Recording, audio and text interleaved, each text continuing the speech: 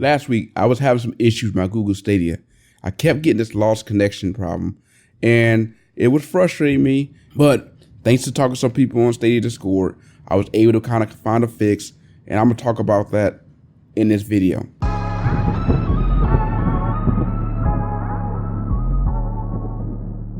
So this is PC747 with the Next Up YouTube, bringing you the latest in Android and tech. So back in 2017, I decided to pick up the NVIDIA Shield TV. I decided I wanted to try that out for have a cloud gaming system that allowed me to enjoy some gaming. I found myself frustrated because it didn't have the games I wanted. As a result, I decided to box it up and put it in the closet. Since then, I found myself kind of wanting a similar gaming experience through the cloud. So when Google came out with Google Stadia in November, I jumped all over it and was pretty much excited to kind of play and see what they could come up with. So first thing first, let's talk about what I did to fix my problem, just in case you guys come across the same issue. So I went into the Stadia app, and if you go in there, you're going to click on settings. Now for you who are wondering where's the settings, basically you're going to see the small avatar in your upper right corner. That is the settings. Once you click on that, go down to where it says data usage and performance. So from there, I switched from best visual quality to balance. Now, once you do that, it's going to cap your data resolution to a 1080p, which is going to be around 12.6 gigabytes of usage per hour. So the next step, now this was not talked about on the Stadia Discord, but I decided to kind of go through my Google Wi-Fi router settings and kind of play around.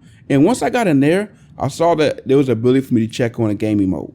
Once I checked that on, everything was just good. So I decided to actually, pop back on Mortal Kombat 11, and I played hours and hours of it, even did a whole story mode without any issues. So for me, that ended up being what actually fixed the problem.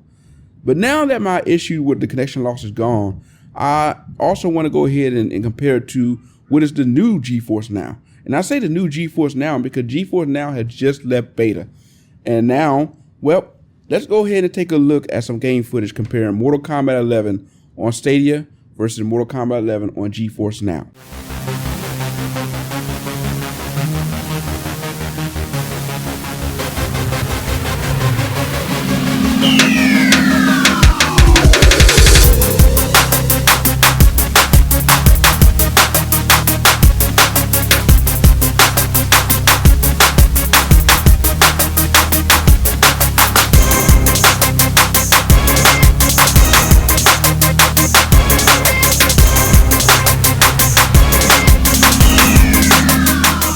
Now, the reason why I chose Mortal Kombat 11 versus any other game, well, I have Destiny 2 on both gaming systems, or both cloud gaming systems, but the deal with Destiny 2 for NVIDIA Shield TV is I have to have a keyboard and mouse hooked up, which I do not. So I went with Mortal Kombat 11 because that's the game that I purchased for both Steam and Stadia.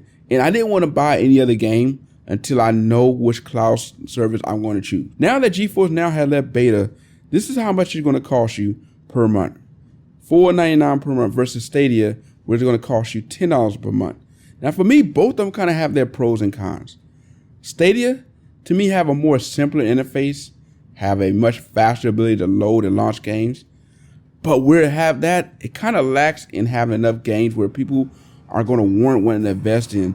Because when you look at the kind of games you got to choose from, you have your Mortal Kombat 11, you have Destiny 2, Red Dead Redemption. You do have some games, but when you compare it to something like the choice option you have on the GeForce Now with Steam, you can clearly see the difference in the amount of games you have to choose from. The other thing I would have to say that kind of goes in the favor of the GeForce Now is that because GeForce Now is allow you to play through Steam, you're going to have more people you can play against.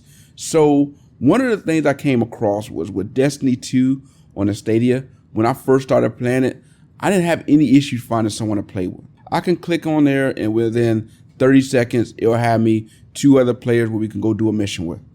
Now, if I go on there and try to do that, it'll be like minutes and it still won't find anyone and I'm even having to go do something else. Those that are actually wanting to play a mission against someone, will find themselves maybe faring better going to the PC world because there are more people that's going to be playing on a PC world versus Stadia. There's just a larger number of people on that platform providing you more people to play up against. But the con to, at least in the Video Shield TV launching GeForce Now, is the fact that sometimes it can take a while to launch. I've actually launched a game on my GeForce Now, and once it got through all of the setup, I had to go through the Steam and then click on the actual game. And when I finally got the game up, I had to exit back out of that because for whatever reason, my controller wasn't being recognized. And then once I launched back out, I had to go back through all the settings again, launch the game again to finally get it to get going. And again, when you compare that to how fast I can launch a game on Stadia, it's just much quicker to be able to do that on Stadia versus GeForce Now.